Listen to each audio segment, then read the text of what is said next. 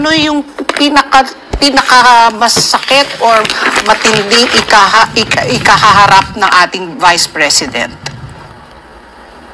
So that's a good question, Ms. Pat Pino. So I of course want to say with due respect to the DOJ, they're doing their job, no, na investigating yung possible criminal acts, no, yung napanood natin over the weekend na drama. Yeah. So the DOJ must do that, no, they must investigate that. So that's something that they must do.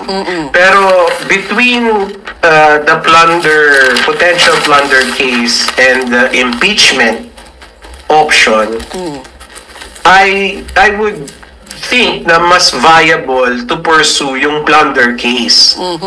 No?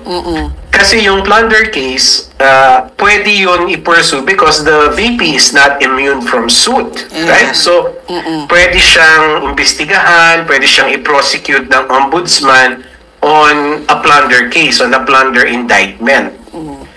Pag impeachment kasi, I'm sure both of you remember what happened during the impeachment of Chief Justice Corona and also the impeachment of President Erap, no? What's going to happen is if that is pursued, no? So ang mangyayari niyan, magiging very divisive kaagad yung politika natin. Magiging vitriolic lalo ang politika natin. And not only that, no, ang mangyayari niyan, Congress will basically stop working, no? Or doing their usual work for a couple of months kasi lahat sila tututok sila dun sa impeachment. So the House of Representatives will debate for a long time about the articles of impeachment.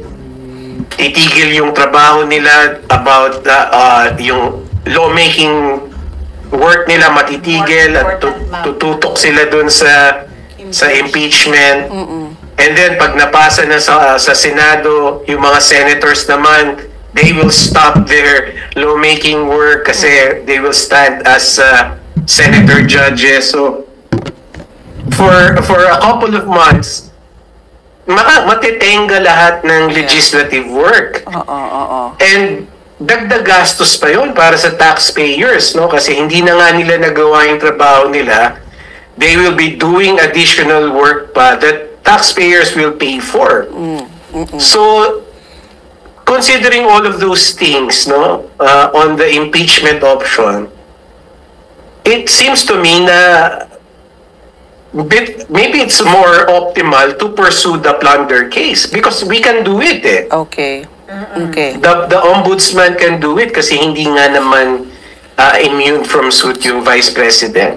So, I would say na the option to pursue a plunder case or any graft and corruption case by the ombudsman, that would be more optimal in the overall scheme of things. Okay.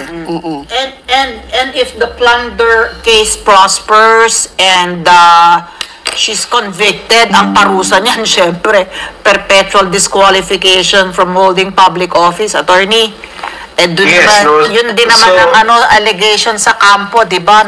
Yeah, not only that, no, of course she will be imprisoned, tapos meron tayong chance na makuha ulit kung mababawi pa yung pera. But she will not be removed from office, of course, no, kasi that can only be done via impeachment. So parang parang yung nangyari kay Senator De Lima, no, na nakakulong but she was still a senator. Now, my point being, attorney, nangunguna kasi siya sa mga presidential survey, si VP Sara.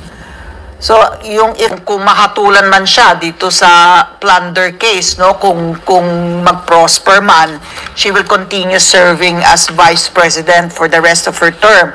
But if it carries with it yung parusa ng penalty na perpetual disqualification, that stops her from running in 2028. Tama po ba? Yes, and kung napatawan na siya ng disqualification, most likely nakakulong din siya. So I mean, that will sort of be difficult for her as well if in the context of running in 2028, right? So Yeah, but you're correct. No, part of the penalty would be the next president will pardon her, katulad na nangyari kay President Erap. Oo. Welcome to Team Sam TV, your channel for the latest news updates. Here, we break down the biggest stories from around the globe, covering everything from breaking news to politics. Whether you want to stay informed or just catch up on what's happening, we've got you covered. So, don't forget to subscribe and hit that notification bell so you never miss out on the latest news.